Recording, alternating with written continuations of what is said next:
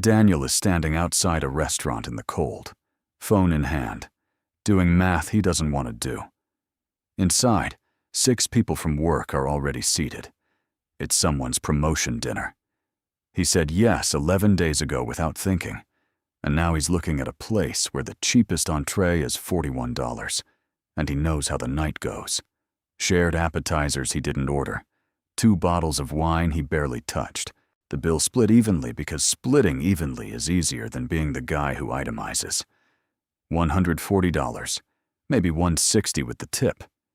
He walks in anyway. He smiles. He has a good time, actually.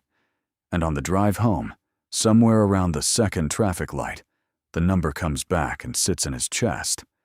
Daniel is 36, federal employee, 11 years in. He makes more than the median household in his city. And every single month, he ends up $30 or $40 short of the version of his life he says he wants. What I want to show you here is a cost almost nobody puts on a spreadsheet because it doesn't look like spending. It looks like friendship. Your social circle sets a ceiling on what you can save, and it does it without a single person ever saying a word about money. Stay with me to the end, because the part that actually matters isn't recognizing the cost. It's understanding why you'll keep paying it, even after you see it clearly. That's the last stretch of this video. Let's start with what's easy to measure. There's a well-known finding from social network research. The work Nicholas Christakis and James Fowler did tracking behaviors across thousands of connected people over decades. What they found is that behaviors travel through networks like weather, not through persuasion. Through normalization. Your friend doesn't convince you to spend more. Your friend simply makes a number look ordinary. And once a number looks ordinary, your brain stops treating it as a decision. Daniel doesn't decide to spend $140 on dinner. Daniel decides not to be strange. That's the whole transaction. And it's cheap in the moment and catastrophic across a decade. Here's the layer underneath, and this is where it stops being about restaurants. I call it the comfort ceiling. Every social circle has one, an unspoken upper limit on how visibly better your life is allowed to get before the group starts adjusting to it. Not with hostility, with small things. A joke about you getting fancy, a slightly different tone when you mention something you bought, a conversation that goes quiet for half a second. Nobody enforces it. Everybody feels it. And so, without ever deciding to, you calibrate. You keep your car within one tier of theirs. You keep your vacations in the same general category. You don't mention the side income.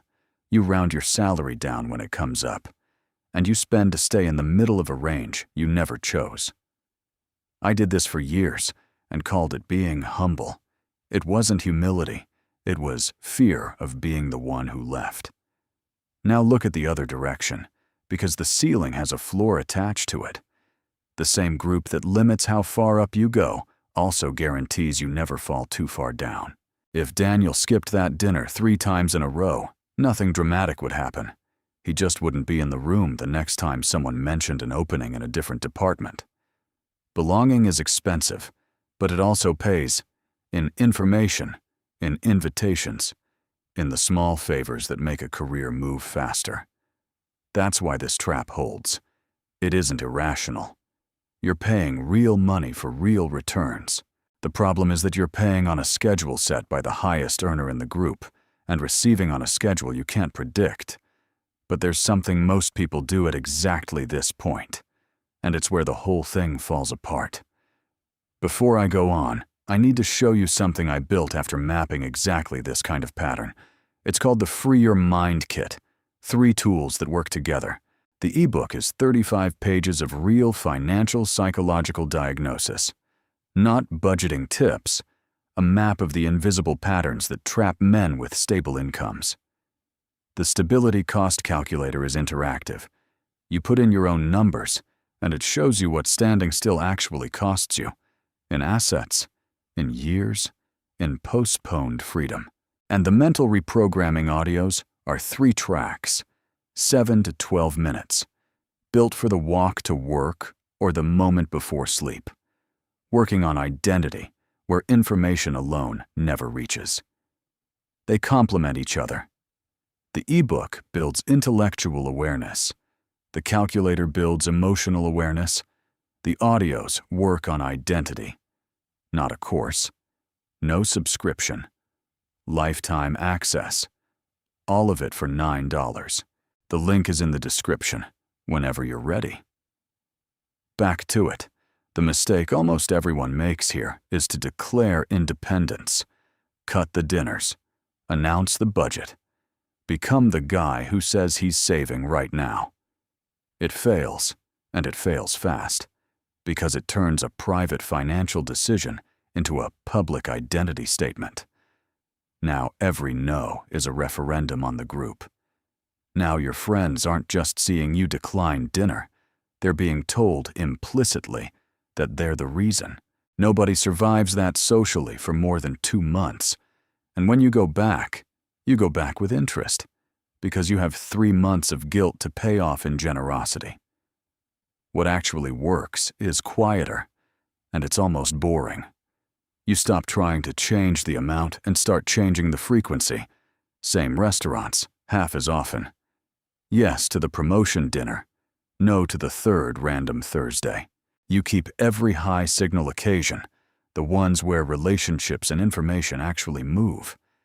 And you quietly let go of the routine ones, where nothing happens except the bill. Daniel ran the numbers. He was doing about 6 of these a month. He cut it to 3, kept every birthday, every real occasion, every dinner with someone he'd want in his corner.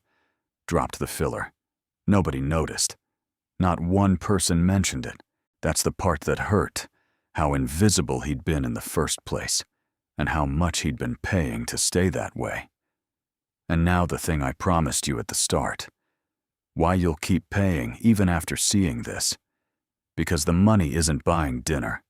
It's buying evidence that you're still one of them. Underneath every one of those splits is a specific fear. That the moment you optimize, you become someone who's calculating his friendships. That you'll end up richer and alone, sitting on a bigger balance in a smaller room. That fear isn't stupid. It's the correct instinct, pointed at the wrong target. Because the version of you that skips the third Thursday dinner isn't calculating his friendships. He's finally distinguishing between the people he'd call at midnight and the people he happens to eat with. Most of us have never made that list, not once, and it costs us thousands of dollars a year not to. Daniel made his 9 names. 6 of them weren't at that promotion dinner. If something here landed, drop 1 word in the comments. Ceiling. That's it. And if you want the full map of these patterns, with names and numbers attached, the Free Your Mind kit goes exactly that deep. Links in the description. You were never bad with money. You were just very, very good at not being strange.